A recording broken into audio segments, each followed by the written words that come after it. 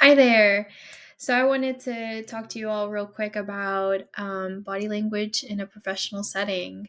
So, have you ever been in a pretty stressful situation at work? I'm sure we all have. I know I have.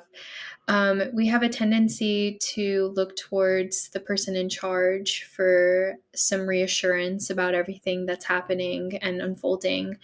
So, when you see that your manager has like a calm look on their face, they're body isn't stiff and that they're keeping cool about the whole thing, it tends to bring a sense of ease to everyone that the situation will be fine and that everything will be okay.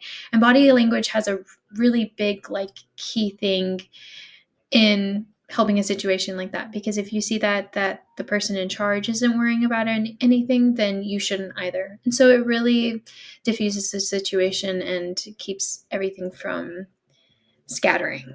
So let's get started. I first wanted to define what body language is real quick to y'all. As stated by the internet, body language is defined as a type of nonverbal communication in which physical behaviors, as opposed to words, are used to express or convey information. It's really key to remember that body language is a form of communication. Verbalizing words isn't the only way to communicate, and that our body language is being perceived by others. And so it's important to be mindful about things like that in the workplace, making sure that we're keeping a hold of ourselves in body language, not just keeping track of what we're saying, but how we're also expressing ourselves through our body language, right? So, moving on, now that we discussed what body language is, we're going to discuss how to read body language.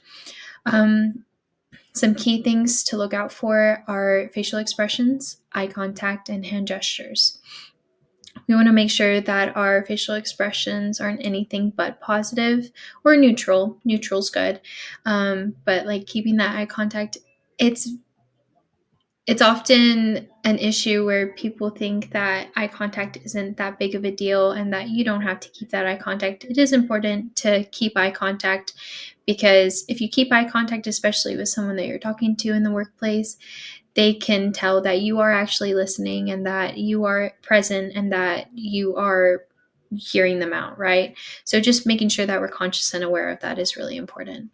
So now that we covered what body language is and how to read body language, we're going to talk about the common types of body language. So we have positive body language and we also have negative body language. I want to talk about how, like, what consists of some positive body language. So open hand gestures is a really big one. So like how I'm using my hands right now. Um, a gentler smile, also neutral, like facial expressions. I forgot to add that in there, but also keeping a good balance of eye contact, making sure that you're not avoiding their gaze, but also making sure that it's not like overwhelming, right? Keeping that good balance is really important and key. And now we're going to talk about the more negative body language. So, like furrowing of the brow, frowning, more aggressive hand gestures. So, like clenched fists, pointing fingers. Those are the things that you want to look out for when noticing someone with more negative body language. So, now that we covered how to read and body language and the common types of body language, we're going to go over some examples. So I'm going to only give two examples. One of them I did not list on here, but so for example, you are in a meeting, a work meeting, pretty important. Your boss is giving a presentation.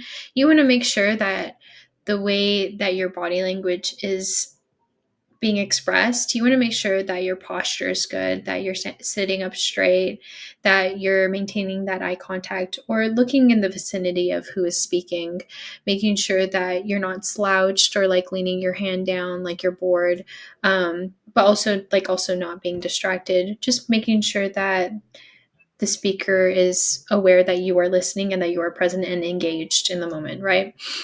It's really important. Okay. And one more example. For instance, you have two coworkers and there's a really tense interaction between them.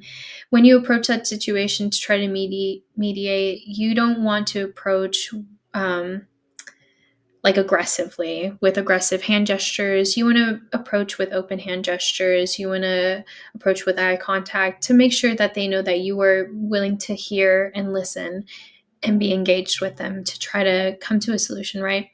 So that's really important and key. Okay, so now that we went over the examples, we're going to finish up. Remembering that body language is another way of communicating is key. Body language, especially in a more professional setting, is important to maintain because everything from our tone to our facial expressions are being perceived. Excuse me. So these are the websites that I use to help me research body language in the workplace. I really hope you enjoyed this presentation. I enjoyed making it and learning more about body language in the workplace. It's really, really important to be mindful of it because remember, everything is being perceived by our coworkers and our bosses. So just being mindful of that is really important. Thank you. Bye.